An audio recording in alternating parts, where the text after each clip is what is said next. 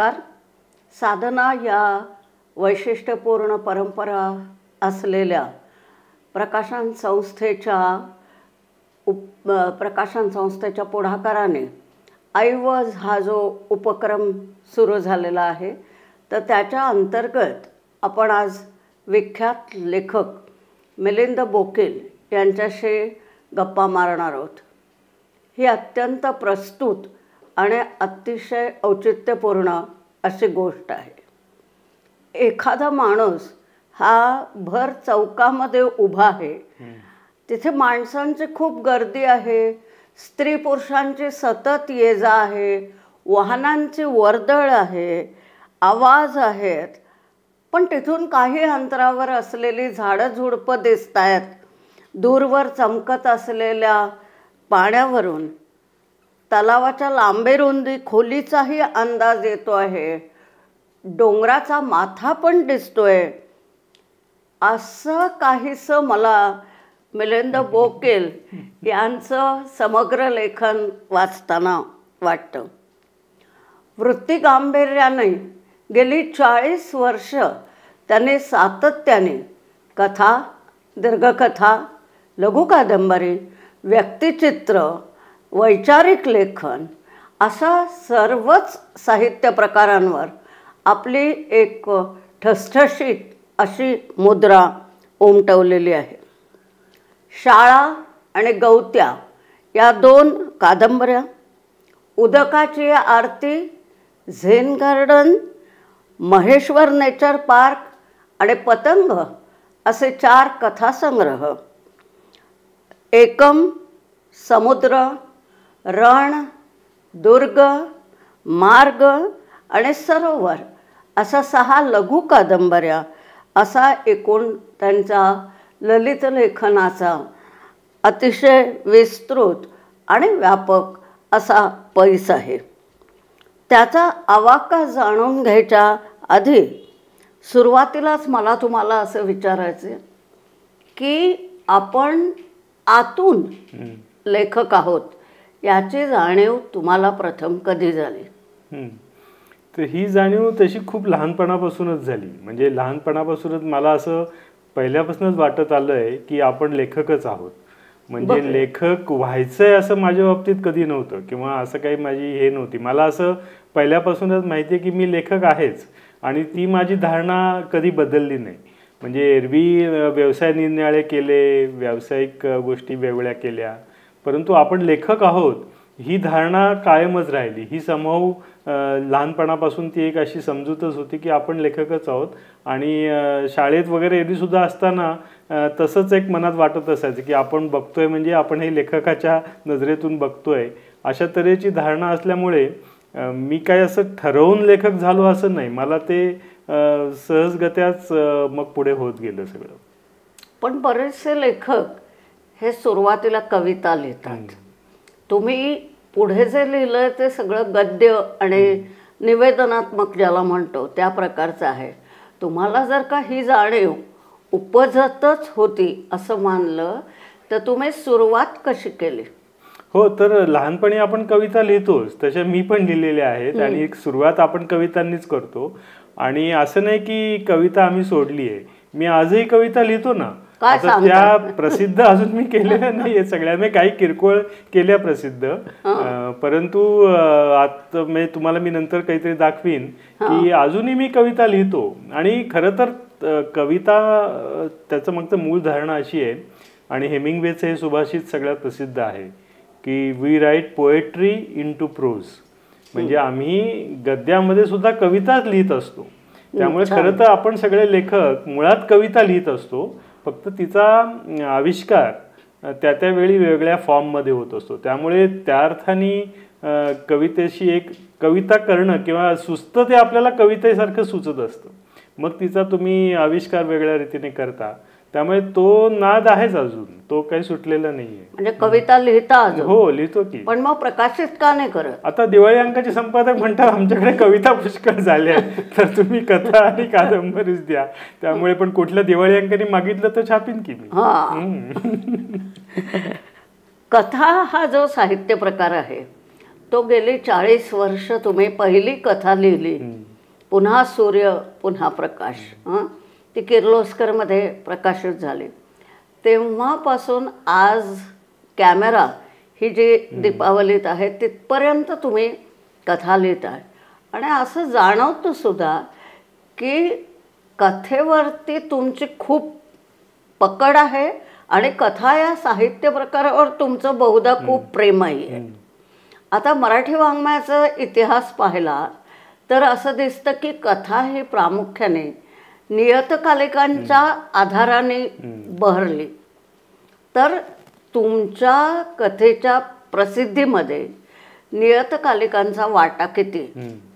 नाही, अगदी 100% असंच म्हणायला लागेल. तुम्ही म्हटलात ते अगदी बरोबर आहे की कथा ही नियतकालिकांच्याच आधाराने वाढते आणि तिला जे सगळं प्रोत्साहन असतं हे नियतकालिकातूनच मिळतं. जसं तुम्ही म्हटलात की माझी पहिली कथा ही किर्लोस्करमध्ये प्रसिद्ध झाली.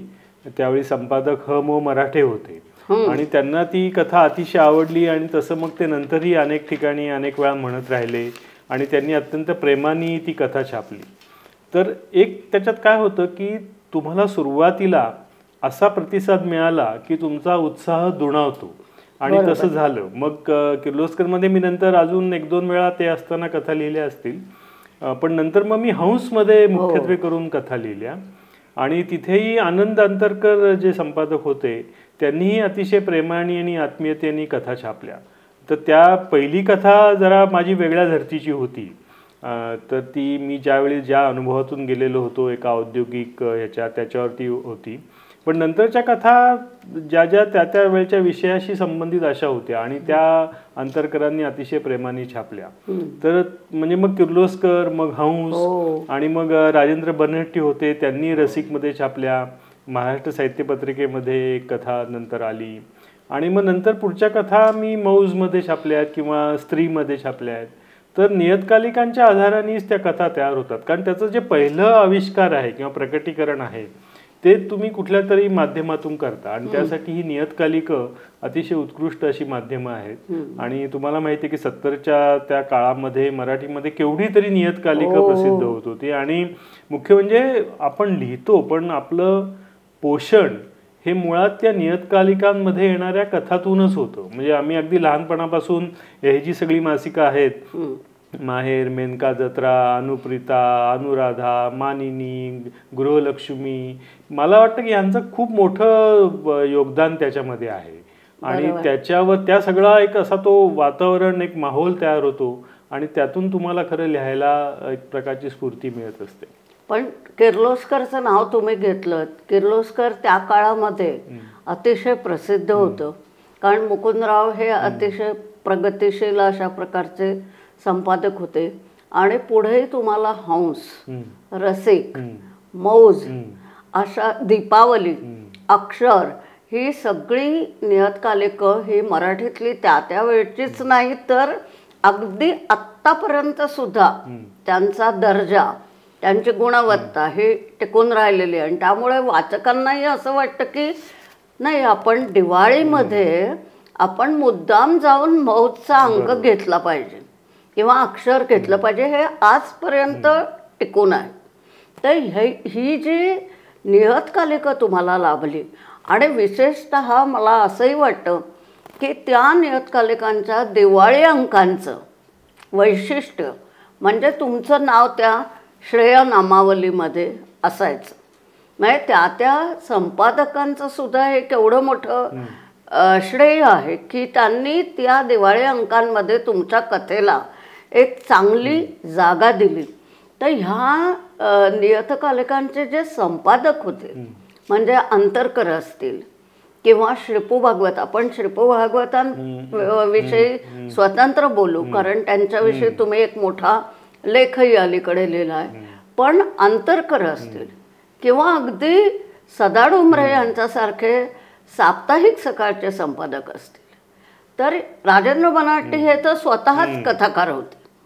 तर ह्या लोकांचा तुमच्या जडणघडणीत किती हातभार आहे किंवा तुम्ही आत्ता खूप उल्लेख केलेत नावांचे, तर हे सगळं तुम्ही लहानपणापासून वाचत होतात का? इतरांचं लेखन वाचत होतात का? तर बरोबर आहे. आधी आपण संपादकांचा हा मुद्दा घेऊया. आणि मला असं वाटतं की श्रीपू भागवतांवरती जो लेख आता अलीकडे लिहिला त्याच्यामध्ये आपण हेच अधोरेखित करायचा प्रयत्न करतोय की संपादकाची भूमिका या संबंध साहित्य विश्वामध्ये आणि साहित्याच्या जडणघडणीत कशी असते. तर ती श्रीपू भागवतांच्या निमित्ताने ती जास्त विस्ताराने मांडली आहे. पण आत्ता जसं आपण ही नावं घेतोय तेही संपादक फार त्यांचं कामगिरी फार मोलाची आहे. विशेषतः आनंद अंतरकर ते आता दुर्दैवाने गेले, परंतु हंस हे अतिशय एक तर त्यांना साहित्याची विलक्षण चांगली जाण होती, तसंच ते साहित्य सादर करण्याची सुद्धा जाण त्यांना विलक्षण होती. म्हणजे आता हंसचे जुने अंक काढून पाहिले तर त्याची मांडणी, लेआउट, त्याचे चित्रकार हे अतिशय निगुतीने त्यांनी घेतलेले असायचे. तर हे फार महत्त्वाचं आहे की त्या संपादकाला ती जाणीव असणं आणि मुख्य म्हणजे त्यांना विश्वास वाटणं की हा लेखक लिहितोय ना. मग कारण सुरुवातीचं लेखन आपलं म्हणजे अनघड असं असतं, ते काही अगदी सफाईदार असतं किंवा असं काही नसतं. आपण एका उर्मीने लिहितो त्यावेळी त्यांनी विश्वास असणं आणि मग त्या लेखकाला त्या प्रसिद्धी देणं ह्या गोष्टी महत्त्वाच्या आहेत. तर मराठीमध्ये संपादनाची ही जी परंपरा आहे तिचा खूप मोठा म्हणजे सगळे लेखक कोणी असं म्हणत नाहीत, परंतु ते म्हटलं पाहिजे की हे जे सगळे संपादक आहेत म्हणजे आता यातच आपण म्हटलं तसं आनंद अंतरकर आहेत, राजेंद्र बनहट्टी आहेत आणि त्यांच्याच बरोबरीचे नंतर मग भानू काळे अंतर्नाथचे, त्यांनी सुद्धा अशा तऱ्हेच्या वाङ्मयावर पुष्कळ प्रेम केलंय. सदा डुमरे आहेत. सदा डुमरे बोलायचे कमी पण अत्यंत त्यांची अबोल अशी जाणीव त्यांना सगळ्याची होती आणि केवळ माझ्याच नाही इतर अनेक लेखकांना त्यांनी साप्ताहिक सकाळसारख्या याच्यामध्ये स्थान दिलेलं होतं. किंवा दीपावलीचे अशोक कोठावळे आहेत की त्यांनाही एक अबोल छान जाण आहे. किंवा श्रीपू भागवत गेल्यानंतर संजय भागवत, तर त्यांना सुद्धा एक स्वतःची अशी एक जाणीव त्याच्यामध्ये होती. आणि आत्ताच्या आता नवीन ह्याच्यामध्ये आपण पाहतो तसं हा विनोद शिरसाट आहे किंवा आनंद अवधानी आहेत. ह्या मुलांनाही चांगली जाणीव आहे आणि ते अत्यंत उत्कृष्ट तऱ्हेची नियतकालिक संपादित करत असतात. तर त्यामुळे श्रीपू भागवतांसारखा संपादक हा आपला आविष्कार अधिक ठाशीवपणे करतोय किंवा अधिक त्याला एक सैद्धांतिक म्हणा, वैचारिक म्हणा किंवा एक वाङ्मयीन भूमिकेची पार्श्वभूमी आहे. पण हे बाकीच्या संपादकांना सुद्धा आपापल्या जाणीवेनी त्यांनी केलेलं आहे. तर ती गोष्ट साहित्याला फार उपकारक आहे. आणि जसं मी त्या श्रीपू भागवतांच्या लेखात म्हणलंय की असा एक संपादक नाही, असे 10-100 संपादक पाहिजेत म्हणजे मग मराठी साहित्य विश्व सगळ्या बाजूनी फुलून येऊ शकेल. पण तुमच्या एखाद्या कथेच्या बाबतीत असं झालंय का किंवा लघु कादंबरीच्या बाबतीत, कारण तुमचे बरेचसे संग्रह हे मौजेने प्रकाशित केलेत, तर असं कुठे झालंय का की तुम्ही एक कथा लिहिलीत किंवा तुम्ही एक खरडा लिहिलात आणि त्याच्यामध्ये श्रीपूंनी तुम्हाला काही सुचवलं की ज्यामुळे तुमच्या साहित्याची गुणवत्ता वाढली?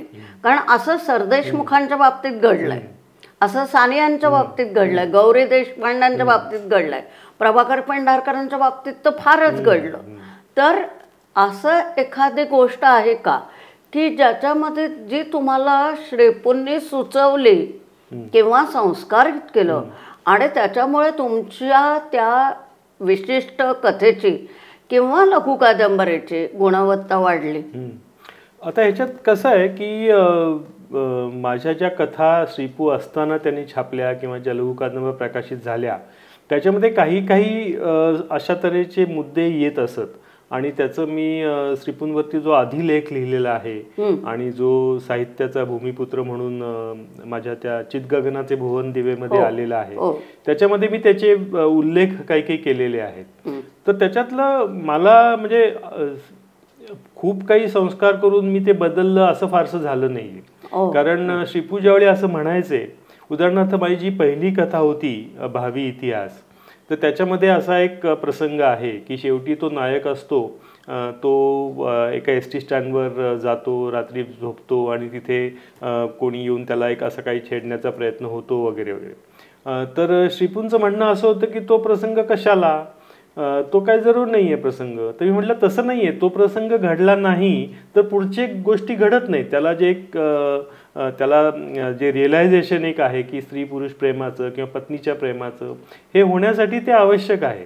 तर श्रीपूंना तसं ते पटलं नव्हतं, परंतु त्यांनी त्यांच्या रुजुतेनी ते म्हणले बरं ठीक आहे तुम्हाला असं वाटतं तर मग तसं ठेवूया. आणि मी पण ते तसं ठेवलं होतं. मी त्यांना असं म्हणायचो की तुम्ही यावेळी मला जे सांगताय ते मी इथे आत्ता करणार नाही, पण ह्या गोष्टीची माझं मन नोंद घेईल आणि पुढे त्याचा परिणाम होईल. किंवा उदाहरणार्थ एका कथेमध्ये, त्याच कथेमध्ये आता असं असतं की श्रीपूंच्या किंवा इतर वाङ्मयीन ह्या ज्या आपण दृष्टिकोन बघतो त्याच्यामध्ये लेखनामध्ये आपण काय करतो की आपण एक प्रकारचं दर्शन घडवतो, ज्याला इंग्रजीत आपण डिस्पोजिशन म्हणतो. दुसरं जे असतं ते वर्णन म्हणजे नॅरेशन. तर श्रीपूंसारख्यांची दृष्टी अशी होती की तुम्ही दर्शन घडवावं, तुम्ही स्वतःच वर्णन करून सांगू नका. आता याचं एक उदाहरण घ्यायचं झालं तर समजा आपल्याला असं म्हणायचं आहे की एक आई आहे, ती मुलाला रागवतीये. तर आपण असं म्हणणार का की ती मुलाला खूप रागवली, हे एक वर्णन झालं. ह्याच्या उलट मी जर असं म्हटलं त्या आईनी, कार्ट्या बघते तुझ्याकडे, तर मग ती रागवली आहे हे तुम्हाला लेखकाला सांगावं नाही लागत. बरोबर, ते आपोआप वर्णन दर्शनातून होतं. तर श्रीपूंची भूमिका अशी असायची की हे असं दर्शन आपण केलं पाहिजे. आणि म्हणून मग काही ठिकाणी वाक्यात असं आलं की अशा तऱ्हेचा उद्गार आहे आणि शिवाय तो म्हणला की तो ओरडला. श्रीपू म्हणले मग तो ओरडला म्हणण्याची गरज नाहीये. एकदा तुम्ही जर ते त्या आधीच्या याच्यातून दाखवलंच आहे की हा ओरडतोय, तर पुन्हा त्याची करायची गरज नसते. तर अशा गोष्टी ज्या आहेत त्या सूक्ष्म ह्याच्या गोष्टी आहेत आणि ते लेखकाचं मन आत्मसात करत जातं. म्हणून मग चांगल्या संपादकाची भूमिका ही अशी असते की तो त्याला दाखवून देतो, ते त्याच वेळी तसं होईल न होईल, परंतु लेखक ते आत्मसात करतो आणि मग त्याची जाणीव हळूहळू संपृक्त होत जाते. म्हणजे अप्रत्यक्षरित्या तुमच्यावर हा संस्कार आणि ह्या सगळ्याच लेखक म्हणजे इतर संपादकांचाही झाला की कोणी त्यावेळी म्हणलं. आता संजय भागवतची एक मी आठवण सांगतो, मी त्या समारंभात सुद्धा सांगितली की शाळा कादंबरी तर श्रीपूंनी वाचली आणि त्याच्यातल्या काही एक भाग असा होता तो ते म्हणले हा काही गरज नाहीये. म्हणजे त्याच्यातला तो भाग मी त्या लेखात सुद्धा लिहिला आहे की ती मुलं आपल्या एका बाईंच्या मागोमाग जातात आणि ते सगळं. तर म्हणले हा याची काही गरज नाहीये, मग मी तो काढला. पण त्या शाळा कादंबरीमध्ये ठाणे जिल्ह्यातल्याच एका समूहाबद्दल तिकडे जो शब्दप्रयोग प्रचलित आहे तो मी वापरला होता. पण मला संजय भागवत म्हणाले की नाही ते तुम्ही तसा शब्दप्रयोग करू नका, ते योग्य होणार नाही. आणि म्हणून मी तो वगळला आणि तो वगळल्यामुळे पुढची मोठी कॉन्ट्रोवर्सी टळली. त्यामुळे ही पण एक जाणीव असते जी बऱ्याचदा लेखक त्याच्यात गुंतून गेल्यामुळे त्याच्या लक्षात येत नाही, पण संपादक ती करून देऊ शकतात.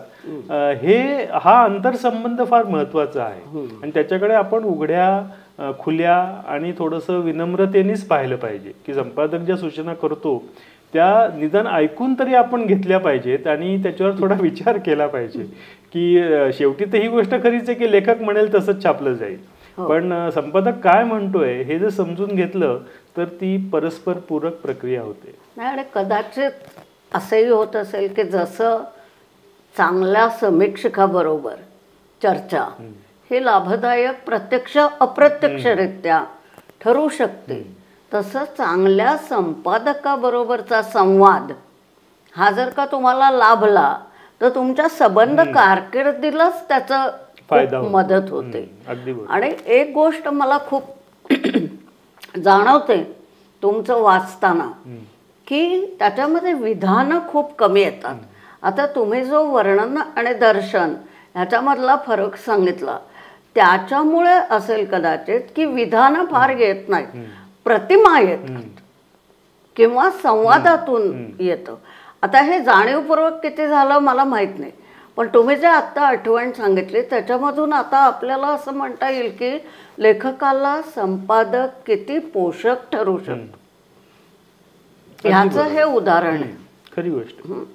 त्याच्यामुळे या जर सगळ्या तुमच्या कथांकडे दृष्टिक्षेप टाकला तर त्याचं एक मला ठळक वैशिष्ट्य असं जाणवतं की ते निव्वळ व्यक्तिकेंद्रित राहत नाही आणि ते निव्वळ समाजसन्मुख पण होत नाही. म्हणजे कुठेतरी सामाजिकता आणि व्यक्तिगतता यांचा दोन्हीचा मेळ हा त्याच्यामध्ये घालण्याचा प्रयत्न दिसतो. तो जाणीवपूर्वक लेखकाने केला का तर असं नाही म्हणता येत, पण तो दिसतो. आणि दुसरं महत्त्वाचं वैशिष्ट्य म्हणजे विषयांचं वैविध्य. विषयांचं खूप वैविध्य आहे. आता हे जे आहे ते तुम्हाला तुमच्या कामातून, म्हणजे तुम्ही जे काम केलं सामाजिक, त्याच्यातून तुम्हाला मिळालंय का कसं? ही गोष्ट खरी आहे की एक लेखकाची एक प्रकृती तयार होते. म्हणजे आधीचं वाचलेलं असतं, तुमचा पिंड असतो, तुम्ही एक आविष्काराची पद्धत निवडता. तर त्या प्रकृतीमुळे केवळ निव्वळ व्यक्ती केंद्रित किंवा निव्वळ समूह केंद्रित असं होत नाही. खरं तर ते बहुसंख्य लेखकांचं तसं असावं, आपण बारकाईने बघितलं तर कळेल. तर तशी ती प्रकृती तुमची एक विकसित होत जाते आणि त्याच्यामुळे एक लेखक दुसऱ्यापेक्षा वेगळा ठरत असतो. आता दुसरं जे तुम्ही प्रश्न म्हटलात की हे जाणीवपूर्वक किंवा मुद्दाम केलं जातं का, किंवा विषयांचं वैविध्य, तर कसं आहे की लेखकाचं मन सुद्धा शोधत राहतं. आणि आपण काय शोधतो, तर आपण ह्या सगळ्या अनुभवांमध्ये, प्रसंगांमध्ये, माणसांच्या नातेसंबंधांमध्ये अंतिमतः आपण साहित्य शोधतो. आणि नुसतं अनुभवाला अनुभव आपण वर्णन करत नसतो, आपण अनुभवाचं रूपांतर भावानुभवात करतो. एखादी आठवण असते, तिचं रूपांतर आपण वेगळ्या एका ह्याच्यात करतो. माणसं आपल्याला दिसतात, त्यांचे संबंध दिसतात.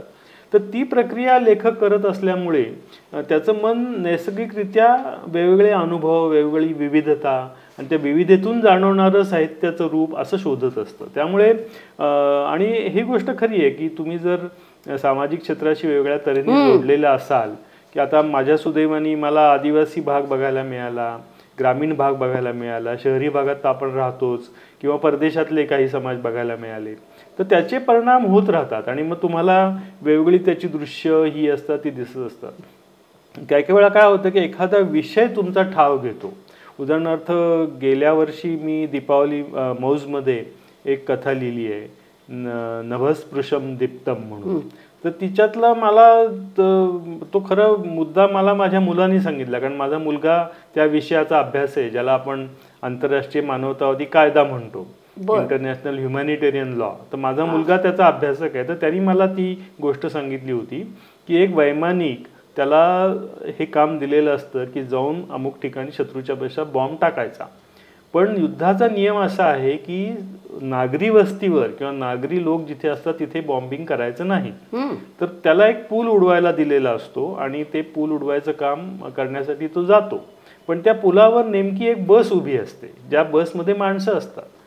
तर तो ते न टाकता परत येतो बॉम्ब, आणि मग त्याची अर्थात चौकशी होते कोर्ट मार्शल सारखी. तर तो म्हणतो की नाही, हे बरोबर आहे की करायला पाहिजे होतं, पण तिथे माणसं होती म्हणून मी नाही टाकला बॉम्ब. आता हा एक वेगळा पेच आहे. तर आता ह्या पेचाने तुमचा ठाव घेतला जातो. आता मी काही विमानात, बॉम्बर विमानात बसलेलो नाही, मी काही पलीकडे शत्रूच्या हद्दीत गेलेलो नाही, पण तो विषय तुमचा असा ठाव घेतो की तुमची कल्पनाशक्ती म्हणते की हा बघ तिथे जाऊन काय होतंय. मग त्याची अनुषंगिक माहिती तुम्ही मिळवता, आणि मी ती मिळवली. इथे एक एअरफोर्स मधले रिटायर्ड कॅप्टन होते, ते नंतर एअर इंडियात होते. मी त्यांच्याकडे गेलो, त्यांच्याकडून समजून घेतलं, म्हटलं हे असं मी लिहितोय ते बरोबर आहे का. नंतर एक एअर ट्रॅफिक कंट्रोलर होत्या, त्यांना मी विचारलं की हे बरोबर आहे का, मी असं म्हणतो किती 1000 फुटापर्यंत खाली जाता येतं वगैरे वगैरे. तर ही माहिती तुम्ही घेता मग, कारण मग ती तो अनुभव पूर्णत्वाने द्यावा असं वाटतो. त्यामुळे निरनिराळ्या अनुभवांकडे आपलं मन जातं, आणि आपण जर निरनिराळ्या परिस्थिती बघितल्या असेल तर त्याचा पण फायदा आपल्याला असा होत असतो, किंवा भ्रमंतीचा पण होतो. अगदी बरोबर आहे. आता तुमच्या कितीतरी कथांच्या मध्ये आदिवासी पाडे, वाड्या, वस्त्या हे सगळं येतं. आणि तुम्ही आत्ता जो उल्लेख केला त्याच्यावर ते असंही म्हणता येईल की तपशिलात कुठे चूक होत नाही. म्हणजे हा एक भाग आहे की तुम्ही नाही तर मग तुमचा तपशील चुकू शकतो, आणि तपशिलात चूक झाली तर मग तो भावानुभव त्यात व्यत्यय येईल, म्हणजे तो भावानुभव पूर्णपणे पोहोचणार नाही, मिळणार नाही. दुसरी गोष्ट अशी मला वाटते या अनुषंगाने की ह्याचा जसा एक पेच आहे आणि त्याला एक मोठाच संदर्भ आहे, म्हणजे संबंध जागतिकच एक मोठा परिप्रेक्ष्य त्याला आहे. पण तुमच्या अनेक कथांच्या मध्ये अत्यंत वरवर पाहता अतिशय क्षुल्लक, वरवर पाहता अत्यंत साधा, पण त्या व्यक्तीच्या आयुष्यात उलथापालथ करणारे असं काहीतरी पेच उभा राहतो. उदाहरणार्थ उदकाची आरती ही जी गाजलेली तुमची कथा आहे, कारण उदकाची आरती या कथेपासून तुम्हाला खूप जास्त तुमचं नाव झालं, तुम्हाला नावलौकिक मिळालं वगैरे. आता त्या कथेच्या शेवटाकडे येताना त्या रोहिणीला जो एक काही काळ का विना पण प्रश्न पडतो की आपण जी निवड केली आणि आपण जो निर्णय घेतला आहे तो बरोबर आहे, पण आई परत जाते तर तिला गलबलल्यासारखं होतं आणि असंही तिला क्षणभर वाटून जातं की आपण काही गमावतोय का. आता हा जो पेच आहे हा काही तो मगाच्या प्रसंगाच्या पेक्षा क्षुल्लक वरवर पाहता आहे, पण त्या व्यक्तीचा संबंध आयुष्याची दिशा तो बदलू शकतो.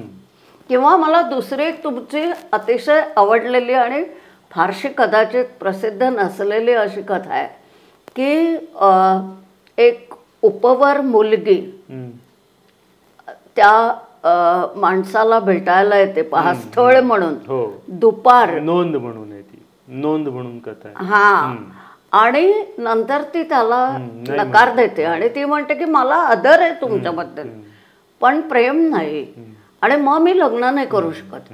आणि त्याला मात्र असं वाटत असतं की ही छान आहे बायको म्हणून. आता इथे जे सगळं आहे ते कुठेही कमी आहे असं मला वाटत नाही. म्हणजे हे जे काय याच्यातनं जे काय नाट्य निर्माण होतं ते फारच काय म्हणायचं पकडून ठेवावं अशा पद्धतीचं नाट्य. तर हे तुम्हाला कसं दिसतं हा प्रश्न गुंतागुंतीचा आहे, कारण तुम्ही काही आपली निर्मिती प्रक्रिया पूर्ण कुठलाही लेखक सांगू शकतो असं नाही वाटत.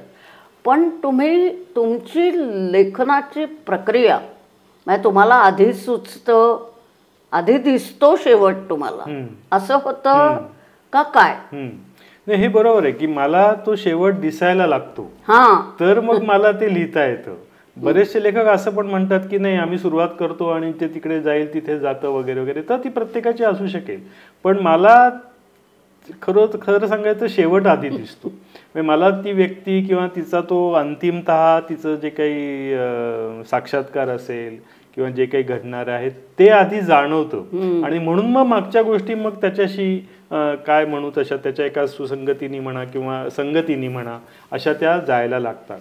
तर ते अर्थात ही गोष्ट खरीच आहे की सगळंच काही तुम्हाला उलगडून सांगता येत नाही. तुम्हाला असं एकदम जाणवतं की अरे इथे कथा आहे. आता त्याचं एक उदाहरण घ्यायचं झालं तर मी मेळघाटमध्ये वनाधिकार कायद्याचा अभ्यास आणि त्याच्यासाठी करत होतो आणि त्याच्यावरचं पुस्तक प्रसिद्ध आहे.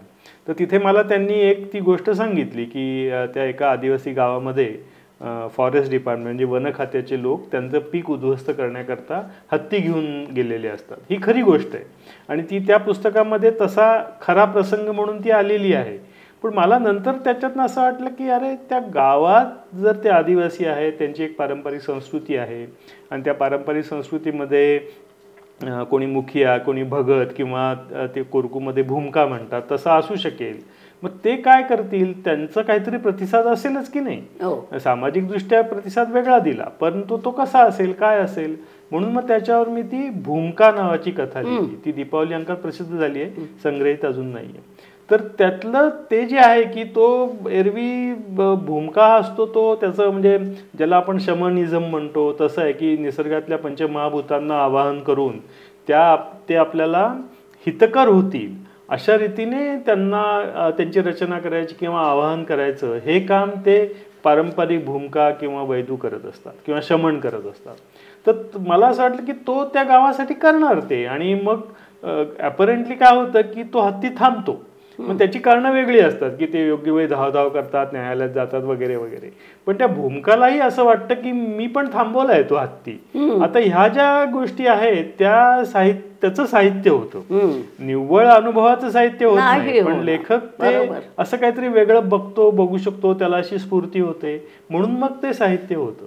तर ती प्रक्रिया खरं तर लेखकाला स्वतःला आनंददायक असते आणि म्हणून तो ती करायला जातो. दुःखदायक असेल तर कोणच लिहिणार नाही. ती स्वतःलाच तुम्हाला एक त्याची एक उत्फुल्लता त्याचं आपण काय म्हणू एक्झिलरेशन तुम्हाला स्वतःला जाणवतं आणि म्हणून मग तुम्ही त्याची कथा करता. पण मी हा प्रश्न तुम्हाला का विचारला माहिती आहे का, की तुमच्या कथांचे जे शेवट आहेत ना ते अनेकदा एकदम धक्का देतात. म्हणजे मी फडके तंत्र म्हणत नाहीये अजिबात, पण आधीपासून तुम्ही त्या दिशेने प्रवास करत असता आणि जर तुम्ही मध्येच तो शेवट वाचलात तर तुमच्या लक्षात येतं की अरे आपण याच मार्गावरून चाललेलो आहे. हा एक भाग आहे. आणि दुसरा फारच मला लक्षणीय भाग असा वाटतो की अगदी पहिल्या कथेपासून तुमच्या कथांचे बरेचसे शेवट जे आहेत ते आशावादी आहेत. म्हणजे मॅनहोलमध्ये अडकलेला तो माणूस बाहेर पडेल की नाही असं आपल्याला सतत वाटत असतं आणि तो कुचमलेला असतो आणि आपण पण खूप ताणात असतो.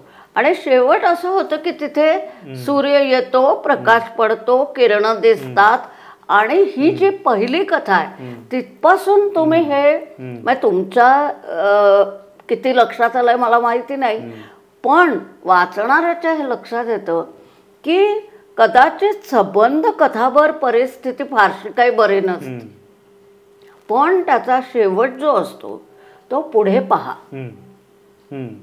असू शकेल ते. म्हणजे एकेका मी म्हटलं तसं एकेका लेखाची प्रवृत्ती, प्रकृती, त्याचा वर्ल्ड व्ह्यू या सगळ्याच तो परिपाक असतो. आणि त्याच्यामुळे मला असं वाटतं की त्याचं एक कारण असं पण आहे की शेवटी तुम्ही साहित्य निर्मिती करताय ना, तुम्ही काही निव्वळ भोवतालच्या परिस्थितीचं वर्णन नाही करत. तर साहित्याचा म्हणजे इथे तो प्रश्न येतो की साहित्याचा अंतिम हेतू काय आहे. तर त्या हेतूशी सुसंगत ती गोष्ट आहे की शेवटी साहित्य, कला, संगीत ह्या सगळ्या गोष्टी आपण का करतोय, एक आपल्या जीवनामध्ये एक वेगळ्या तऱ्हेचा आनंद यावा म्हणून. आता अगदी म्हणजे अशा तर कथा कादंबऱ्या पुष्कळ आहेत की ज्यांचा शेवट काही सुखांत नसतो किंवा तो बऱ्याचदा दुःखांत असतो आणि तुम्हाला मनाला चटका लावतो, पण तरीसुद्धा तुम्हाला जी एक वेगळी जाणीव होते, एक वेगळं आकलन होतं, त्या आकलनाचा तो आनंद असतो. तो रूढ अर्थाने खुश होणं, प्रसन्न होणं असा तो नसतो. तर त्यामुळे ते साहित्याचं प्रयोजन असल्यामुळे अभावितपणे तसं होत असेल की त्या प्रयोजनाशी सुसंगत अशा तऱ्हेचे ते शेवट किंवा हे होत असतील. म्हणजे आता उदाहरणार्थ शाळाचा शेवट काही तसा सुखांत नाहीये, पण तोच तसाच घडणार आहे, दुसरं त्याच्यात काही होण्यासारखं नाहीये. त्यामुळे तसा तो घडू नये ते तुम्हाला वाईट वाटतंच, पण तो तसं होतं. आणि तुम्ही म्हटलं तसं बरोबर आहे. आणि बऱ्याच लोकांना नंतर असं वाटायला लागलं की नाही त्याच्यात आपण शेवट वेगळ्या तऱ्हेने घडवून आणू, म्हणून मग नंतर ती एक स्पर्धा पण जाहीर झाली होती. तर त्याच्यात खूप लोकांनी भाग घेतला आणि शाळाचा शेवट वेगळ्या रीतीने म्हणजे त्यांना जसा हवा होता तसा करायचा प्रयत्न केला. पण ते तसं असतं की लेखक तिथे एका ठिकाणी येऊन थांबतो आणि अर्थात आपल्याला हे माहिती आहे की कुठलीच गोष्ट अशी शेवटाला जात नसते. तुम्ही शेवटी एक मधलाच तुकडा सांगत असता आणि सगळं जीवनाचा प्रवाह तर फार मोठा चाललेला आहे, त्यामुळे त्यातला एक छोटासा तुकडा तुम्ही सांगता, त्याच्या मागेही पुष्कळ असतं आणि पुढेही पुष्कळ असतं. फक्त असं वाटतं की आपल्याकडे दुःखाचं खूप जास्त काय म्हणतो आपण त्याला, दुःख साजरं करणं ही प्रवृत्ती आपल्याकडे खूप आहे. आणि साहित्याच्या बाबतीत तर जरा जास्तच आहे की दुःखाचं एक ग्लोरिफिकेशन किंवा सेलिब्रेशन आपल्याकडे खूप केलं जातं. त्या पार्श्वभूमीवर ही गोष्ट मला खूप लक्षात आणून द्यायची आहे की गंभीर वृत्तीने आयुष्याकडे बघणारा माणूससुद्धा अशा तऱ्हेचं एक तुम्हाला दाखवतो की पुढे पहा, पुढे गोष्टी आहेत. आणि विशेषतः आत्ताची मुलं जे लिहितात 20 आणि 22व्या वर्षी की जग हे इतकं वाईट आहे असं त्यांच्या सतत गोष्टीतनं येत राहतं. तर असं खरोखर आहे का हे जे येतं तर, आणि गंभीर वृत्तीने हे कुठेतरी अधोरेखित झालं पाहिजे. आपण असं समजतो की काय, असं कधी कधी वाटतं की आनंदी राहणं म्हणजे फारच फालतू गोष्ट आहे आणि तुम्ही जर खूप दुःखी आणि खूप हे असाल तर तुम्ही खरे. तर ह्याला कुठेतरी इथे छेद जातो. मगाशी ज्या कथेचा तुम्ही उल्लेख केलात भावी इतिहास, त्याच्यामध्ये तो जो त्या मुलाचा जन्म आहे तोपर्यंत त्या माणसाला आपली बायको अतिशय सामान्य वाटत असते आणि तो जो साक्षात्कार त्याला शेवटी होतो की चळवळी, आंदोलनं, संघटना हे सगळे एका बाजूला आहे, पण आपण ज्या बाईला सामान्य समजतो ती बाई आपल्याच मुलाला जन्म देऊन हे किती एक कृतार्थतेचा क्षण जो आहे तो खूप विशेष असा आहे. आणि असा अनेक कथांचे तुमच्या शेवट आहेत, त्याच्यामुळे ते एक आशादायी असं चित्र त्याच्यातनं निर्माण होतं आणि सध्याच्या काळात त्या जास्त आणखीन महत्वाचं आहे. तसंच दुसरा भाग की तुम्हाला स्त्रिया या जास्त ज्याला आपण म्हणू की जास्त भरीव अशा तुमच्या कथेतनं उभ्या राहतात. म्हणजे भरभक्कम व्यक्तिमत्व असलेल्या, चिवट असलेल्या, आंतरिक शक्ती असलेल्या अशा खूप स्त्रिया तुमच्या कथांमध्ये आहेत. तर तुम्हाला असं स्वतःला वाटतं का की बाई शब्दामध्ये पकडणं हे फार मोठं आव्हान आहे, असं तुम्हाला वाटतं का? नाही, हे गोष्ट खरी आहे की जे आपण नसतो ते समजून घेण्याकडे आपला एक नैसर्गिक कल असतो. तर मी पुरुष लेखक आहे, त्यामुळे मला एक स्त्रियांविषयी कुतूहल असणं, प्रेम असणं, त्यांच्याबद्दल एक असा असणं, आदर असणं, त्यांची जीव रासायनिक प्रक्रिया समजून घेणं असं एक कुतूहल तर आहेच.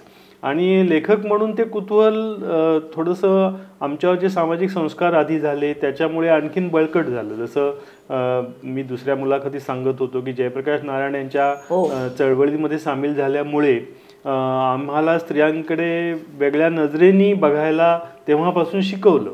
आणि ज्याला आज आपण आता लिंगभाव दृष्टिकोन म्हणतो किंवा जेंडर पर्स्पेक्टिव्ह म्हणतो, तो आम्ही शिकलो सुद्धा आहोत आणि इतर वाङ्मयातून त्याचं सारखे संस्कार होतही गेले. पण मुळात त्यातली लेखक म्हणून जाणीव ही अशी आहे की जे आपल्याला समजत नाही ते अधिक चांगल्या रीतीने समजून घ्यावं. आणि ते समजून घेण्याच्या प्रक्रियेतले हे त्याची विविध प्रतलं आहेत असं मी म्हणेन. की स्त्रियांना समजून घेताना मग ते निव्वळ गौरवीकरण नाहीये, निव्वळ ते सबलीकरण किंवा सक्षमीकरणाकडे आपण बघत नाही. की शेवटी मनुष्य, मग त्याचा एक भाग असा पण आहे की मनुष्य हे जे काही रसायन आहे ते स्त्रीमध्ये पण आहे आणि पुरुषामध्ये पण आहे. काही लिंगभाव आधारित फरक आहेत, पण शेवटी माणसाचं मन ही जी काही गोष्ट आहे ती दोन्हीकडे तशी सारखीच आहे. आणि दिवसेंदिवस आपण बघतो की त्या मनावर परिस्थिती कसा संस्कार करते त्याच्यावर तो मनाचा प्रतिसाद बदलतो. म्हणजे आता उदाहरणार्थ लाच पुरुष पण खातात, स्त्रिया पण खातात, आणि स्त्रिया पण खाऊ लागल्या की जेव्हा त्या परिस्थितीमध्ये गेल्या, नोकरी करायला लागल्या, त्यांच्याकडे तशी प्रलोभनं दिसायला लागली. असं नाही की पुरुषच खातात आणि स्त्रिया खाऊ शकत नाही. तर तसे हे जे सगळे मोह, विकार, विचार किंवा साक्षात्कार किंवा उन्नत होण्याचे पण साक्षात्कार हे त्या अर्थाने दोघांना सारखेच आहे. तर ते आविष्कार करण्याकडे, ते समजून घेण्याकडे लेखकाची प्रवृत्ती होत असते आणि त्याच्यामुळे तसं होत असेल. पण स्त्री केंद्री लिहिता तुम्ही एवढंच नाही तर तुमच्या काही कथांमध्ये, दीर्घकथांमध्ये विशेषतः स्त्रीमुखी निवेदन आहे. तर हे कसं काय, म्हणजे हे तुम्हाला जमतं कसं काय? मला असं वाटतं की शेवटी हे का जमतं तर लेखक त्या विषयाशी किती तादात्म्य होऊ इच्छितो आहे, किती तो ओतप्रोत भरून जाऊन ते करतोय त्याच्यावर ते अवलंबून असतं. आणि दुसरं असं की शेवटी जरी मी तादात्म्य म्हटलं तरी सुद्धा एक तटस्थता पण असतेच. म्हणजे साहित्यामध्ये दोन्ही गोष्टी एकाच वेळी चालत असतात. तुम्ही एकाच वेळी तिथे असताही आणि त्याच्यातून बाजूला होऊन वर्णन सुद्धा करत असता. त्यामुळे पुष्कळदा असं वाटतं की त्या ठिकाणी ते प्रथम पुरुषी किंवा स्त्री ही गर्भित लेखक समजून निवेदन आवश्यक आहे, म्हणून ते तसं केलं जातं. हा थोडासा शैलीचा पण त्याच्यात भाग आहे आणि एक प्रकारे निर्णयाचा पण भाग आहे की हे अतिशय उत्कट रीतीने अशा रीतीने सांगता येईल ही जी लेखकाची जाणीव असते त्या पोटी ते होत असतं. आणि त्याचे अर्थात आपल्याला वाङ्मयात त्याची चर्चा नेहमी होते की प्रथम पुरुषी निवेदनातून काय साधता येतं, तृतीय पुरुषीमधून काय साधता येतं, त्या दोन्हीचे परस्पर परिणाम काय असतात वगैरे वगैरे.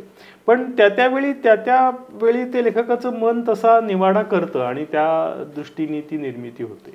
पण तृतीय पुरुषी निवेदन पद्धती तुम्ही जास्त वापरली.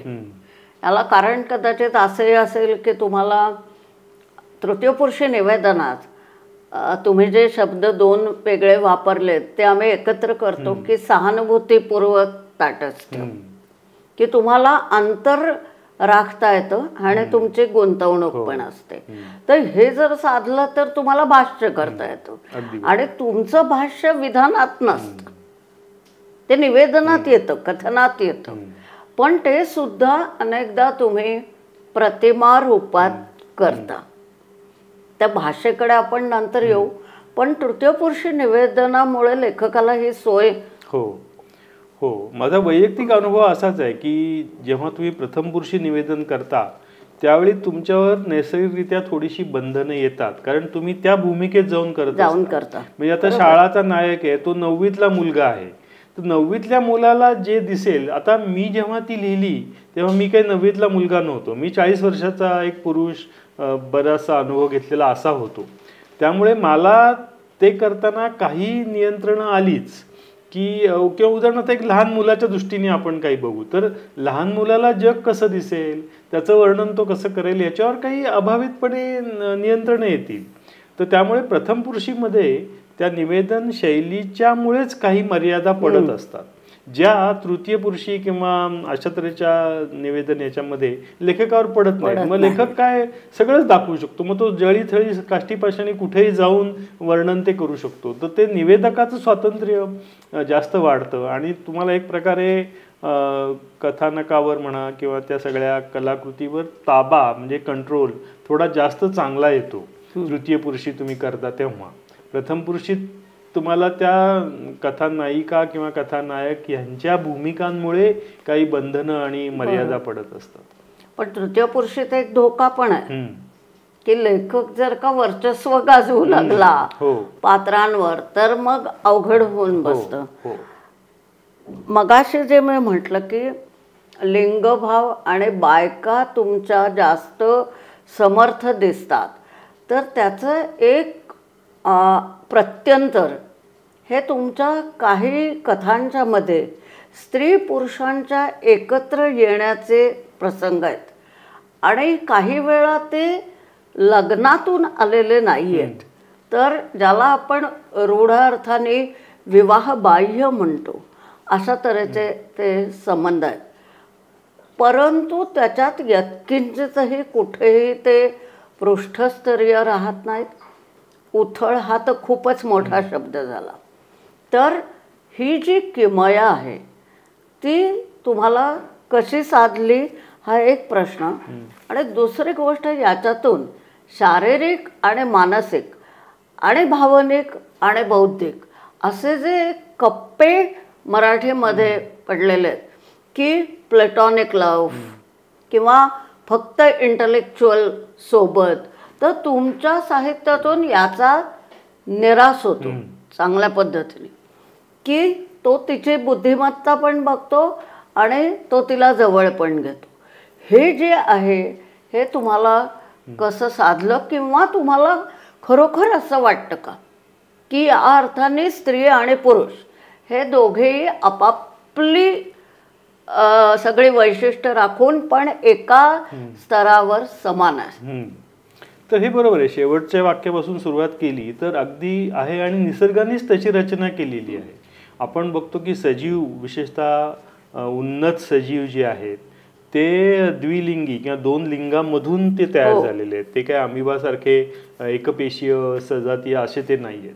म्हणजे निसर्गाचीच इच्छा अशी आहे की हे 2 पाकळ्या आहेत, 2 पाक आहेत, हे 2 पाक एकत्र येऊन ते फळ बनावं. त्यामुळे नैसर्गिक योजनाच मुळात अशी आहे की एकमेकाला पूरक, एकमेकाशी जोडून आणि त्यांचं मिलन होऊन मग तुम्ही पुढेच गेलं पाहिजे. त्यामुळे काही गोष्टी एकात असतील, काही दुसऱ्यात नसतील, तर त्यांनी एकमेकांशी जुळवून घेऊन करावं अशी तर मुळात निसर्गाचीच हे आहे. आणि एक ज्याला आपण उच्च पातळीवरची उत्क्रांती म्हणतो ती ह्याच्यातून झाली. नाहीतर मग एकाच शरीरातून दुसरा जीव तयार करायचा ह्याच्यातून ही सगळी उत्क्रांती घडली नसती. तर तो एक प्रकारचा पाया मानवी नातेसंबंधांनाही तयार होतो, विशेषतः स्त्री पुरुष नातेसंबंधांना. तर आता लेखक जेव्हा त्याचं वर्णन करतो तेव्हा आपण आधी म्हटलं तसं ते वर्णन हे साहित्य आहे ह्याची त्याला जाणीव पक्की असते. म्हणजे जे काही मी करणार आहे ते शेवटी अल्टिमेटली साहित्य आहे, ते नुसतं वर्णन मी करत नाहीये, नुसतं अनुभव सांगत नाहीये. तर तसं असल्यामुळे साहित्याची म्हणून जी गुणवैशिष्ट्ये आहेत की साहित्य सूचक असतं, ते संदिग्ध असतं, ते उघडपणे गोष्टी मांडत नाही, अनेक गोष्टी ते कल्पनाशक्तीवर सोपवतं, ह्या गोष्टी त्याच्यामध्ये निश्चितपणे येतात. त्याच्यामुळे जसं आपण आता म्हणतो की आणि त्यात काही काही दंडक सुद्धा असतात. उदाहरणार्थ चांगल्या साहित्याचा एक सर्वमान्य दंडक असा आहे की ज्यात पदार्थांची वर्णनं ही शक्यतो केली जात नाहीत. म्हणजे तो जेवला किंवा तो उपाशी राहायला इथपर्यंत ठीक आहे, पण जेवला म्हणजे काही साग्रसंगीत वर्णन नसतं करायचं की कोबीची भाजी केली, मग टॅमॅटोची कोशिंबीर केली, मग भाकरी केली, तूप घेतलं, असं वर्णन कुठेही करणं अपेक्षित नसतं. जेवला का न जेवला इथपर्यंत ठीक आहे, परंतु हे जे जसं साहित्याचं एक अंगभूत वैशिष्ट्य आहे तसं संगीतामध्ये पण असेल की एक विशिष्ट तऱ्हेने गाणं तर ते सुश्राव्य होत असतं. तर तसं त्याला धरून प्रत्येक वेळी तुम्ही सगळे देहविकार किंवा तुमच्या मनातल्या भावना ह्या मांडायची एक साहित्याची वेगळी पद्धत असते. आता ज्या ठिकाणी तुम्हाला तो अनुभव ओतप्रोत रीतीने द्यायचा आहे तर त्या ठिकाणी तुम्ही कदाचित ते वर्णन थेट प्रत्यक्ष अशी पण करू शकाल. पण ज्या ठिकाणी तुम्हाला त्याचं सूचन करायचं आहे तिथे त्या वर्णनाचा पोत, त्याची शैली ही बदलणार. त्यामुळे ते निर्णय लेखक त्यावेळी करत असतात.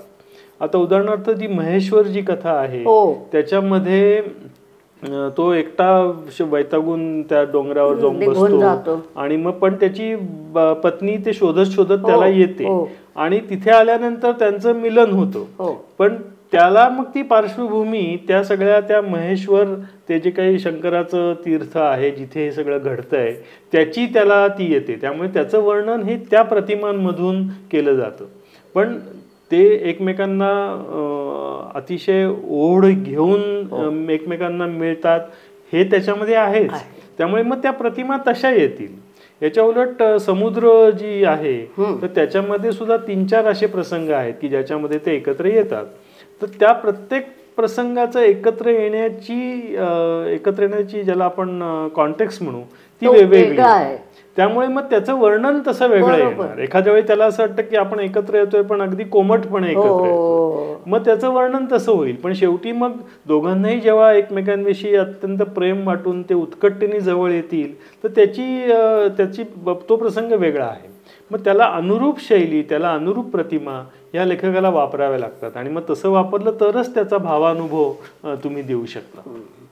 पण मला अवघड आणि नाजूक असं कुठे वाटलं तर सरोवर जे आहे, सरोवरमध्ये बँकेत काम करणारे ते 2 जण की ज्यांचं लग्न झालेलं आहे, ज्यांना एकमेकांच्या सहचरांबद्दल आदर सुद्धा आहे, मुलांबद्दल प्रेम आहे वगैरे, पण त्या दोघांना असं वाटतं की आपल्याला एकांतात काही क्षण घालवायला मिळावेत. आणि ते ज्या पद्धतीने बाहेर जातात, ज्या पद्धतीने तिथे ते एकमेकांशी बोलतात, गप्पा मारतात, एकमेकांना स्पर्श करतात, जवळ येतात, हे जे काय सगळं आहे ना हे एका तरल पातळीवर 100-125 पानं ती संबंध एक लय राखणं ज्याला आपण म्हणतो.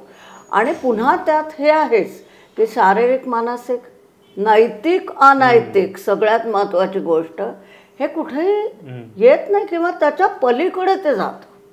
म्हणजे वाचकाला जर असं वाटलं की अरे बापरे आता ही परत गेल्यावर हिचा नवरा काय करेल किंवा ह्याची बायको काय करेल, तर वाचकाचा तो एक काय म्हणू आपण उणीव, वाचकाची उणीव ठरते. आणि आहे तुम्हाला तिथे साधलंय. किंवा एका कथेत आहे पहा की जिल्हाधिकारी, तो ब्युरोक्रॅट आणि ती कार्यकर्ते प्रतिमा, त्या दोघांचे संबंध. तर ही जी स्त्री पुरुषांच्या मधली एक मैत्री आहे, त्याची जी वेगवेगळी परिमाणं आहेत, ती परिमाणं तुम्हाला खरोखरच असं वाटतं की हो हे असं. कारण तुमच्या पिढीतले फार कमी लोक असे आहेत की ज्यांना हे असं, नाहीतर आपण प्रेम, मैत्री, प्रेम, लग्न आणि मग दुसरे काही आवडलं तर विवाहबाई, असं जे करतो त्याच्यामध्ये खूप मोठा प्रदेश आहे. त्या प्रदेशात तुम्ही शिरता, हे जे काय आहे त्याच्यावर तुमचा खरोखरच लेखक म्हणून, व्यक्ती म्हणून विश्वास आहे का? अगदी बरोबर. मला असं वाटतं की हा जो मधला प्रदेश आहे तो मैत्र भावाचा प्रदेश आहे. म्हणजे एरवी आपण आपल्याकडे ठोकळेबाज पद्धतीने स्त्री पुरुष संबंध हे समजा वैवाहिक नात्यात असतील आणि त्याचेही अनंत छटा होतात, ही गोष्ट खरी आहे. किंवा मग विवाहबाह्य नातं असतील किंवा इतर तऱ्हेचे असतील किंवा विवाहपूर्व असतील वगैरे वगैरे, त्याचे तर असतातच. पण खरी मानवी नातेसंबंधांची खोली, सखोलता, त्याची व्याप्ती, हे सगळं तुम्हाला कुठे दिसेल? जेव्हा तुम्ही मैत्रभावाच्या प्रदेशात येतात तेव्हा.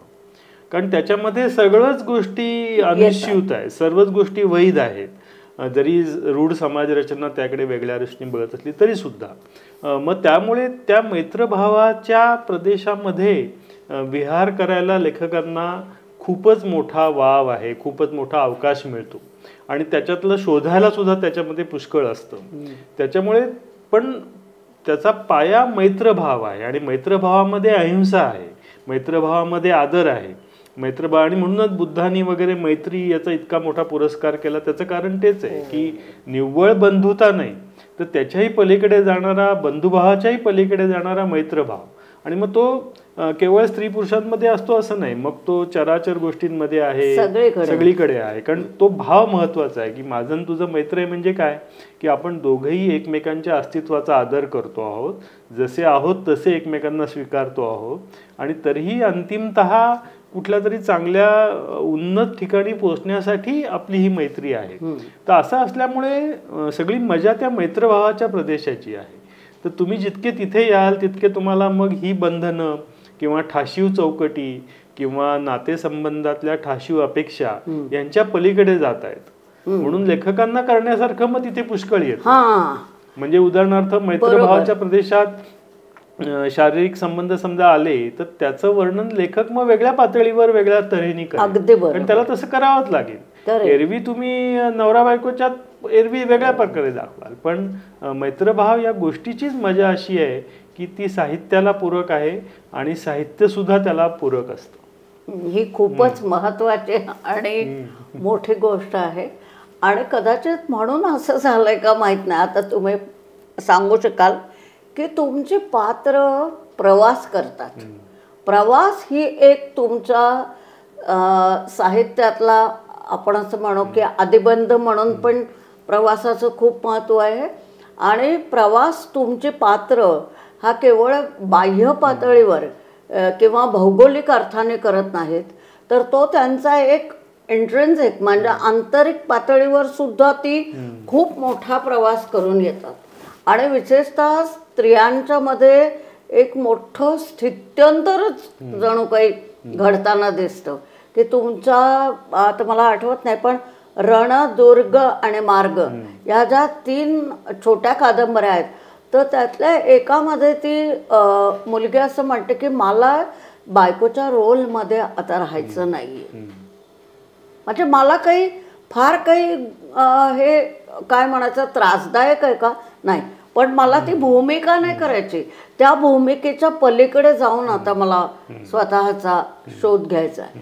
तर हे जे काही आहे ना, आणि त्या 3ही कादंबऱ्यांच्या मध्ये त्या 3घी जणे घरं सोडून दुसरीकडे आल्यात काम करायला आणि अशा प्रदेशात आलायत की तो प्रदेश हा फार वेगळ्या तऱ्हेचा प्रदेश आहे, म्हणजे तो शहरी किंवा असा नाहीच आहे.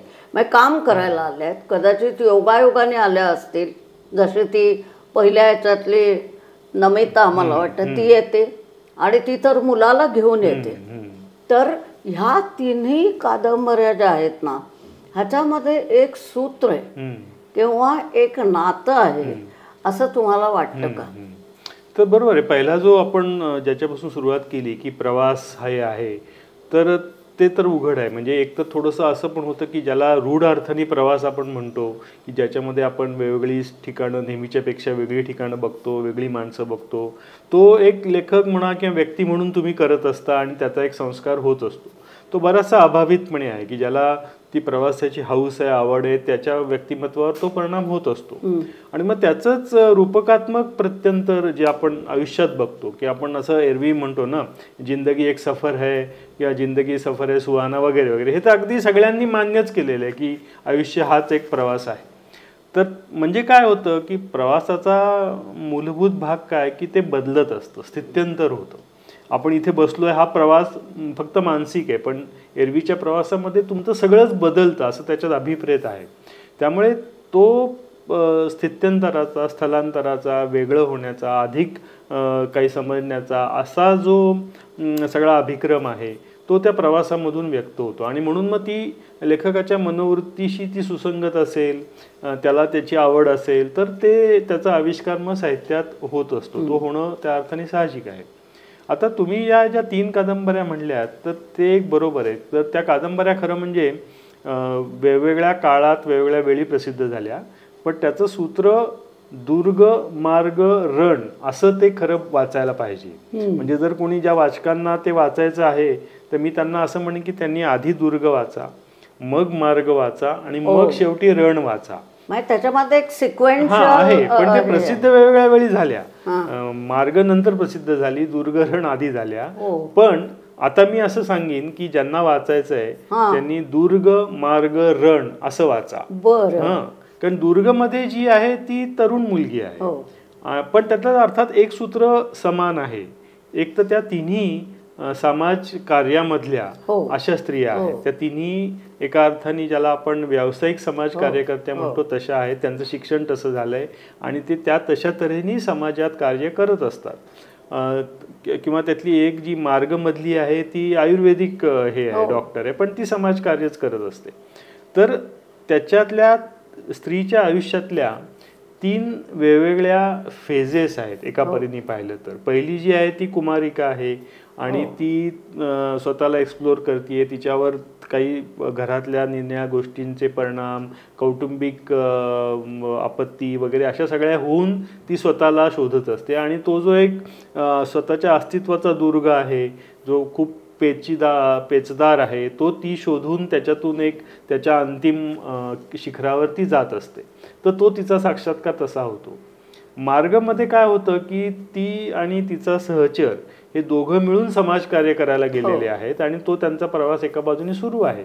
पण तिला तिथे जे जाणवतं त्याच्यापेक्षा वेगळं तिच्या सहचराला जाणवणार. तो पुरुष आहे आणि त्यामुळे तो ॲम्बिशियस आहे, त्याला अजून काही महत्वाकांक्षा आहेत आणि त्याला त्या आदिवासींमध्ये काम करत असताना सुद्धा अजून पुढच्या महत्वाकांक्षा दिसायला लागतात. ह्याच्या उलट तिच्या बाबतीत काय होतं की ती एक स्त्री आहे, तिला आई व्हायचं आहे आणि तिला त्या भूमीशी, त्या आदिम लोकांशी जोडून घ्यायचंय. त्यामुळे तिचा प्रवास एका अर्थाने वेगळ्या दिशेने होतोय. तो तिला तो सखोलत्व आणि सार्थकत्व देणार आहे, पण त्याची रूढ दिशा वेगळी आहे. ती म्हणते की नाही, मी आता इथेच राहणार, मला याच्याशीच जोडून घ्यायचंय, मला या स्त्रियांसारखं व्हायचंय. वेळेस त्याला तो पुरुष असल्यामुळे त्याला त्यातून बाहेर पडून आणखीन कुठतरी जायचंय. तर हे त्या प्रवासातला म्हणजे शेवटी आणि शेवटची जी रण कादंबरी आहे तिच्यातही असं आहे की ती स्त्री आणि तिचा पूर्वीचा म्हणजे त्याचं एकमेकांपासून विलग झालेले तिचा नवरा जो त्याही क्षेत्रात आहे, तिला शेवटी ते भेटतात. तर त्याच्याबद्दल राग नाहीये, पण हेही खरं आहे की तुम्ही म्हटल्याप्रमाणे तिला आता पुन्हा त्या भूमिकेत जायचं नाही. त्यामुळे तो मुलगा आहे, त्या मुलाच्या भवितव्यासाठी त्याच्या काळजीपोटी त्या नवऱ्याशी एकत्र असणं आवश्यक आहे हे तिला पटतं आणि ते आपण जोडीने केलं पाहिजे एवढंही पटतं. आणि एक मित्र म्हणून तू आला असतं त्याच्याशी संगही होऊ शकतो, परंतु अंतिमतः तिला तिथे जायचं नाहीये. त्यामुळे ह्या तिन्ही कादंबऱ्यामधलं अजून एक सूत्र असं आहे की ह्यांना त्या मैत्रीची किंवा जोडीदाराच्या अस्तित्वाची, त्याच्याशी असणाऱ्या संग करण्याच्या गरजेची कल्पना आहे, ते करतायत, पण अंतिमतः त्या तिन्ही सहचरांना सोडून जातात. म्हणजे त्यातली कुठलीच त्याच्याबरोबर जोडी जमवत नाही. जरी तिला त्याची कल्पना असली किंवा त्याची अप्रूप असलं तरी अंतिमतः त्या स्वतंत्र वेगळा स्वतःचा मार्ग आणि स्वतःचा प्रवास त्या एकटेपणाने करतात. हे पुन्हा त्यातलं कॉमन सूत्र आहे.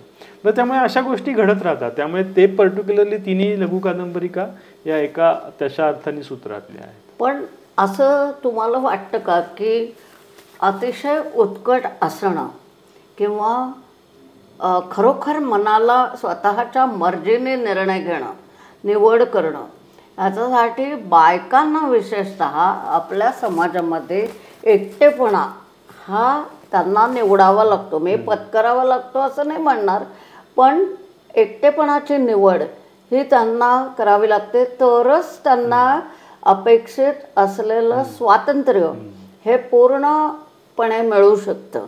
कारण लेखिका जी आहे देवकीच आहे ना, ती सरोवर मधली, एकम मधली, ती सुद्धा पहा की सगळा तिची जी वाटचाल आहे ती एकटेपणात चाललेली आहे. मधून मधून ती खचते, मधून मधून ती उदास होते, पण त्यातून ती परत वर उठते. आणि त्याचा जो शेवट आहे एकमचा की तो बुद्धाच्या ह्याच्याशी की अशा संधी प्रकाशातच आपण आपली वाट चालू. आणि ह्या ज्या 3 आहेत लघु कादंबऱ्या, त्याच्यातल्या बायकांनाही पुन्हा एकटेपणा ची निवड त्या करतात. उदकाची आरतीमध्ये पण ती रोहिणी शेवटी एकटीच होते ती. तर म्हणजे असं आपण म्हणू शकतो तुमच्याच भाषेत की डोक्यावरचा तारा ज्यांना सापडलाय किंवा बघायचाय त्यांना एकटेपणा आठवलाय. असं तुम्हाला सूचित करायचंय का? हो, म्हणजे मला आता तुम्ही जे आधी म्हणलात की हे आपल्या एका समाज परिस्थितीत हे सगळं घडतंय, या सगळ्या नायिका किंवा त्यांचे पुढचे प्रश्न हे आपल्या इथल्या आत्ताच्या समाजाशी संबंधित आहेत. तर दुर्दैवाने तसं झालंय की आपल्याकडच्या समाज व्यवस्थेमध्ये विशेषतः ह्या कुचंबलेल्या, ज्याला एरवी आपण पितृसत्ताक, पुरुषप्रधान आणि इतक्या 2-5 हजार इतिहासाचं ओझं असलेल्या समाजामध्ये स्त्रियांना जर स्वतःचं सत्व शोधायचं असेल, स्वतःचं स्वातंत्र्य आणि स्वतंत्र अस्तित्व सिद्ध करायचं असेल तर दुर्दैवाने एकटं व्हावं लागतंय.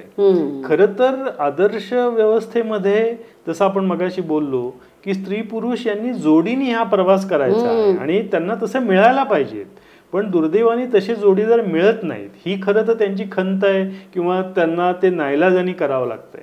जर असं त्यांना मिळाले असते की जे त्यांच्याशी सुसंवादी आहेत, ज्यांच्याबरोबरचा प्रवास हा सहप्रवास खरोखर आनंददायक झाला असता तर कदाचित चित्र वेगळी पण झाली असती. म्हणजे ह्या तिन्ही प्रसंगांमध्ये संभावना आहेत किंवा होत्या.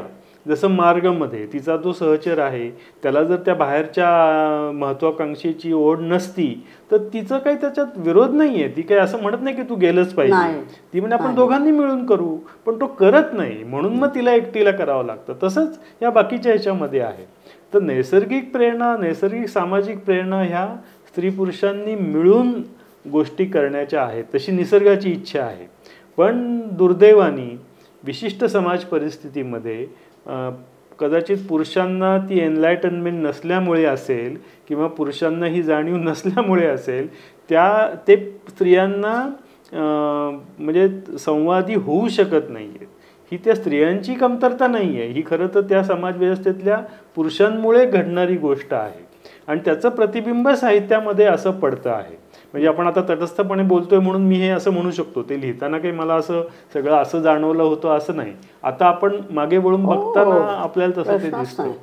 तर तसं ते दुर्दैवाने आहे. आणि एका परीने ही गोष्ट खरी आहे की शेवटी ज्याला आपण तात्विक दृष्टीने म्हणायचं तर प्रत्येक व्यक्ती एकटीच असते. आणि तर हे तर सगळ्या कबीरापासून सगळ्यांनी म्हटलं की एकटाच आलायस, एकटाच जायचंय, हे तर सगळ्यांच्या बाबतीतच खरं आहे. त्यामुळे त्या अर्थाने ते खरं आहे. पण इथे असताना तुम्ही तुमचं ऐहिक जे जीवन जगायचं आहे किंवा जे साध्य करायचे ते तुम्ही दोघांनी करावं अशी खरं आदर्श अपेक्षा आहे. पण मानवी जीवन हे अपूर्ण आहे, इम्परफेक्ट आहे, त्यामुळे या गोष्टी संभवनीय होत असतात. हो, पण म्हणजे आपली समाज व्यवस्था ही जेवढी बदलायला हवी होती तेवढी बदलली आहे का? आणि दुसरी गोष्ट, बायका खूप बदलल्या. त्या वेगाने पुरुष नाही बदलले. अगदी अगदी असं तुम्हाला वाटतं का? हो, अगदी खरं आहे. आणि हे तर आपण आता गेल्या 25, 30, 40 वर्षामध्ये जे बदल झालेले आहेत त्यांच्याकडे बघितल्यावर तर हे स्पष्टपणे कळतंय. आणि हा अनुभव मला काय इथल्या प्रत्येक मुलीला, स्त्रीला आलेला आहे की आम्ही जितक्या वेगाने बदललो, जितकी आमची जाणीव जागृती झाली, तितकी काही पुरुषांची झालेली नाही. त्यामुळे आत्ताच्याही जीवनामध्ये जे विसंवाद दिसत आहेत ते खरं तर झालेच पाहिजेत असा काही नियम नाही, हे जरूर नाही आहे.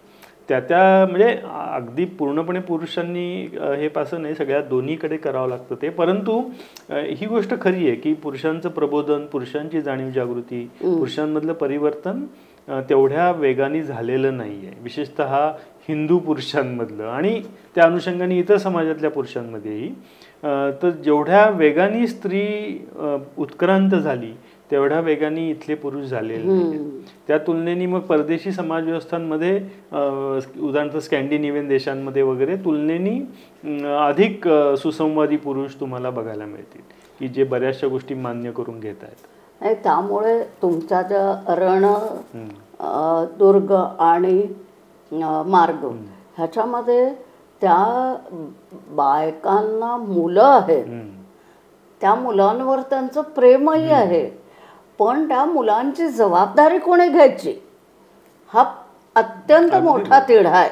आणि त्याच्यामुळे त्यांना शेवटी कधीकधी नाईलाजाने, कधीकधी अगतिकतेने आणि कधीकधी जास्त खंबीर राहून असं म्हणजे तिची जी ओढाताण आहे त्या नमिता आणि मिहीर यांच्या संबंधांचे, तर हे जे एक तयार होते पेच प्रसंग किंवा संघर्ष सुद्धा, कारण मुलांना ते काही पूर्ण कळत नसतं, पण तो जो तयार होतो तर तो आपल्याकडे आता अधिक प्रमाणात ती खेचाखेच ज्याला म्हणतो आणि त्या मानाने आपल्या साहित्यातून ते आलंय असं तुम्हाला वाटतं का?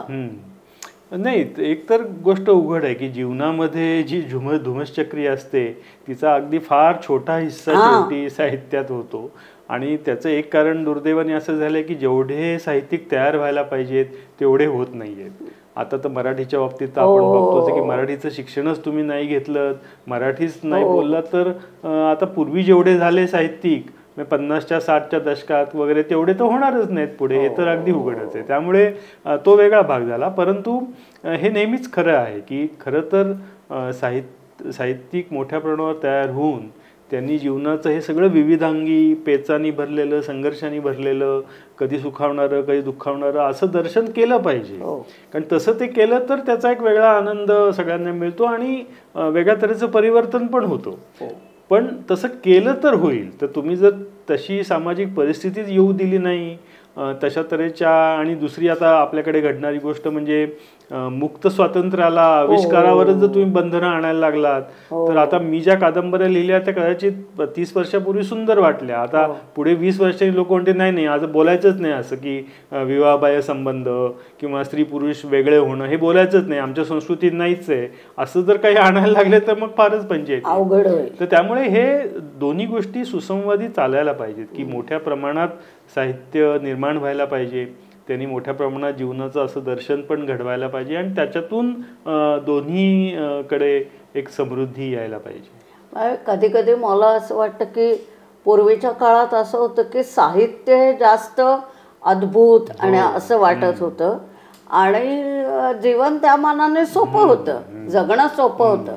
आता उलट झालेलं आहे की जगणं इतकं अद्भुत आणि अतर्क्य झालेलं आहे आणि ती अतर्क्यता साहित्यामध्ये तितक्या प्रमाणात ती गुंतागुंत, ती व्यामिश्रता ही उतरली आहे असं वाटत नाही. म्हणजे भोवतालच्या जगात जे सगळं चाललंय ते इतकं अफाट आहे आणि इतके त्याच्यामध्ये गुंता आहे की तो व्यक्त करायला आपलं साहित्य कुठेतरी कमी पडत आहे की काय. नाही, एकतर मुळातच साहित्य कमी पडणार हे तर आपण मान्य करू. कुठल्याही काळामध्ये जीवन हे जास्त सखोल, जास्त गुंतागुंतीचं तर असणारच.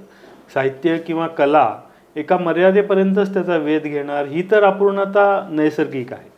पण आत्ताच्या काळामध्ये जी जास्त वाढली आहे याचं कारण असं की आपण जसं म्हणलं तसं की एकतर आपली मराठी भाषा म्हणून आपण तिला क्षीण दुबळी करत चाललेलो आहोत. आता उदाहरणार्थ साधी गोष्ट आहे की नियतकालिक की ज्याच्यातून हे व्यक्त होणार ते नियतकालिकच नाहीये, तर मग कसे तुमचा आविष्कार दिसणार कसा आणि करणार कसा. मग हे तर उघड उघड भौतिक कमतरता त्याच्यामध्ये आहे. मग त्याला अनुषंगून दुसरी गोष्ट अशी की मग हे जे पेच तयार होतात त्यांना भिडण्यासाठी साहित्यालाही सक्षम व्हावं लागतं. म्हणजे मग साहित्याला शैलीमध्ये प्रयोग करायला पाहिजे, त्याच्या आशयामध्ये प्रयोग करायला पाहिजे, त्याच्या सादरीकरणात प्रयोग करायला पाहिजेत आणि मुख्य म्हणजे ते मोठ्या संख्येने व्हायला पाहिजे. ते जर झालंच नाही तर जे काही होतंय ते कमी आहे असं वाटणारच, की ते सक्षम नाही आहे असं वाटणारच आपल्याला. जरी त्यातनं काही कलाकृती काही लेखकांनी अगदी अभिनव रीतीने केल्या, स्वतःच्या परीने प्रयत्न केला, तरी सुद्धा शेवटी तो जो सुसंवाद आहे तो नेहमीच तसा बिघडत जाणार तो. त्यामुळे ही तर गोष्ट आवश्यकच आहे की साहित्याने खरं म्हणजे ना जीवनाच्या पुढे असायला पाहिजे, की जे यांना दिसत नाहीये ते मी दाखवीन. हा, असं पाहिजे की हे तुमच्याकडे घडलं नाहीये पण मी घडवलंय असं होईल असं खरं पाहिजे. ते पुढे 100 वर्ष पुढे किंवा 50 वर्ष पुढे उडी मारून बघायला पाहिजे. काही प्रमाणात ते क्वचित होतं ज्यावेळी एखादा अद्भुत किंवा वेगळीच गोष्ट तुम्ही अशी करता. म्हणजे हे विज्ञान कथा किंवा त्या अंगाने नाही म्हणत मी लक्ष आलं असेल की साहित्याला मानवी नातेसंबंधांची विलक्षण वेगळी परिमाणं दिसू शकतात, तर ती तशी करायला पाहिजेत आणि त्याला समाजानेही त्याच्याशी सुस्नेही राहून ते स्वीकारलं पाहिजे. सामाजिक जर तुम्ही मराठी भाषाच तुम्हाला येणार नसेल तर मराठी साहित्य तयार हो का न हो याची काही हे राहणार नाही, म्हणजे देणं घेणं राहणार नाही. त्यामुळे हे पेच अशा तऱ्हेचे वेगवेगळ्या काळात तर येतात आणि आत्ताच्या काळात ते जास्तच येतात.